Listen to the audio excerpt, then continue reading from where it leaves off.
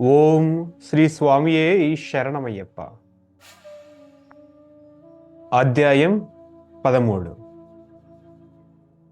భస్మాసురుడు తన వరప్రభావాన్ని విస్మరించి మోహినిని అనుకరించే ప్రయత్నంలో తన శిరస్సుపైనే చేయి పెట్టుకుని పెద్ద కేక వేసి భస్మైపోయాడు.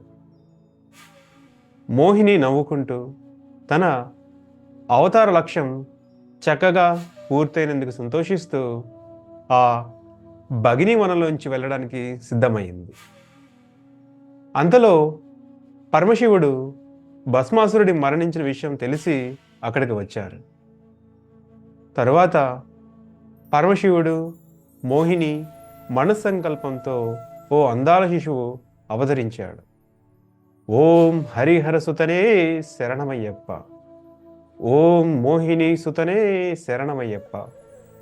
ఓం ఈశ్వర తనయనే శరణమయ్యప్ప. ఓం మాధవాసుతనే శరణమయ్యప్ప. ఓం విష్ణు సుతనే శరణమయ్యప్ప. ఈ మహత్తర మహాపురుషుని పుట్టుక కోసమే ఎదురు చూస్తున్న దేవతలు ఆనందముతో పుష్పవృష్టి కురిపించారు. దేవతలు శివుని ఆజ్ఞ మేరకు ఆ బాలుడిని ఒంటరిగా మేరు పర్వతం దగ్గర ఉంచారు. ఓం ఏకాంత మూర్తయే శరణమయ్యప్ప. కొంతకాలం తర్వాత మహిషి మరణముకు సమయం ఆసన్నమైందని ఆ బాలుడిని ఆ మేరు పర్వతం నుండి దగ్గరికి తీసుకురావడానికి వినాయకుడిని పంపారు. ఆ బాలుడు వినాయకుడి వెంట కైలాసం వచ్చాడు.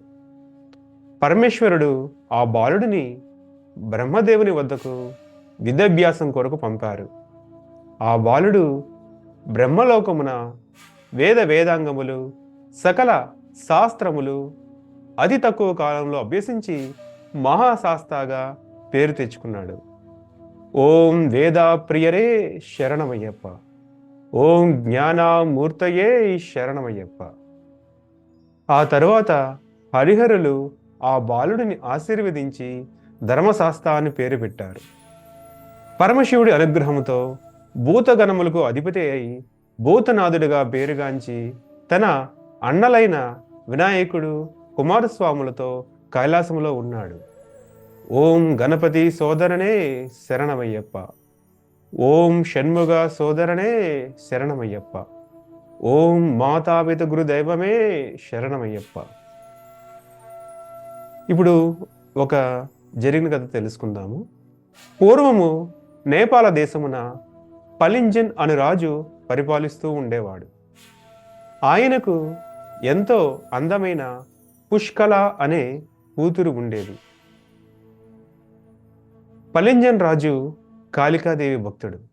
ఆయన కాళికాదేవి అనుగ్రహం పొందుటకు మంత్ర తంత్ర శక్తుల కొరకు ఎందరో కన్యలను బలి ఇచ్చేవాడు. ఇంకా బలి ఇచ్చేవారిని బంధించి ఉంచేవాడు. వారిలో ఒక కన్య మహాశివ భక్తురాలు. ఆమె శివుని ప్రార్థించి రక్షించవలసిందిగా అర్థించింది. భక్తురాలి ఆవేదనను ప్రార్థనను ఆలకించి ఆమెను రక్షించవలసిందిగా పరమశివుడు ధర్మశాస్త్రాన్ని ఆదేశించారు. ధర్మశాస్త్ర కరుప్పన్ అనే సేనానాయకుడితో బయలుదేరాడు. ధర్మశాస్త్ర పలింజన్ను యుద్ధంలో ఓడించాడు. రాజు సకల మంత్రతంత్ర భూతగణములు ప్రయోగించాడు. ధర్మశాస్త్ర అన్నింటిని ఎదుర్కొని రాజుని ఓడించాడు అన్నమాట. తరువాత శివభక్తురాలిని ఇంకా ఇతర కన్యలను కారాగారం నుండి విడిపించి వారి వారి స్వస్థలాలకు పంపారు. ఓం అనాథ రక్షకనే శరణమయ్యప్ప. ఓం ఆపద్ బాంధవనే శరణమయ్యప్ప. ఓం పరాక్రమశాలినే శరణమయ్యప్ప. ఓం భక్త రక్షకనే శరణమయ్యప్ప. ఓం భూతానాథనే శరణమయ్యప్ప.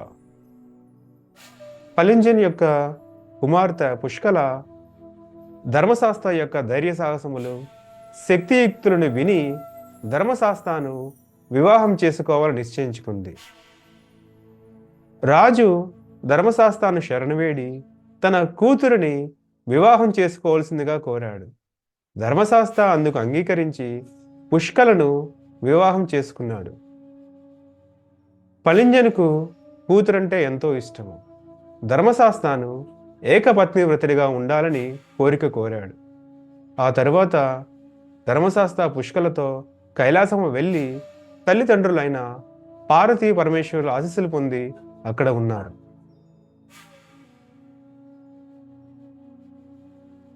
ఆ తరువాత ఇంకో కథ కూడా ఉంది. పించకన్ అనే రాజు మలయాళ దేశమును పరిపాలిస్తూ ఉండేవాడు. ఆయన ప్రజలను కన్నబిడ్డల వలె చూసుకునేవాడు. ఆయనకు సౌందర్య రాసైన పూర్ణ అనే కూతురు ఉండేది. ఒకసారి వన్యమృగుల నుంచి ప్రజలను రక్షించడానికి పించకన్ రాజు వేటకు బయలుదేరాడు. రాజు అడవిలో దారి తప్పి భూతాల దగ్గర చిక్కుకున్నాడు. వాటి నుండి రక్షించుకోవడానికి తన శక్తి మేరకు ప్రయత్నించి విఫలమయ్యాడు. చివరకు తను రక్షించవలసిందిగా కాళికామాతను కోరాడు. కాళికామాత తన భక్తుని రక్షించవలసిందిగా ధర్మశాస్త్రాన్ని అడిగింది. వెనువెంటనే ధర్మశాస్త్ర అక్కడికి చేరి భూతగణములను తన మంత్ర తంత్ర శాస్త్రములతో లొంగదీసుకున్నాడు. పించకన్ రాజు వాటి నుండి విముక్తుడయ్యాడు. రాజు కృతజ్ఞతాపూర్వకముగా తన కుమార్తెను వివాహం చేసుకోవాల్సిందిగా అర్థించాడు. విధిలేని పరిస్థితుల్లో ధర్మశాస్త్ర అందుకు అంగీకరించి పూర్ణాదేవిని వివాహం ఆడారు. ఓం పూర్ణ పుష్కల నాదనే శరణమయ్యప్ప. ఓం పూర్ణ పుష్కల నాదనే శరణమయ్యప్ప. ఓం పూర్ణ పుష్కల నాదనే శరణమయ్యప్ప. ఓం శ్రీ స్వామియే శరణమయ్యప్ప. ఓం శ్రీ స్వామియే శరణమయ్యప్ప. ఓం శ్రీ స్వామియే శరణమయ్యప్ప.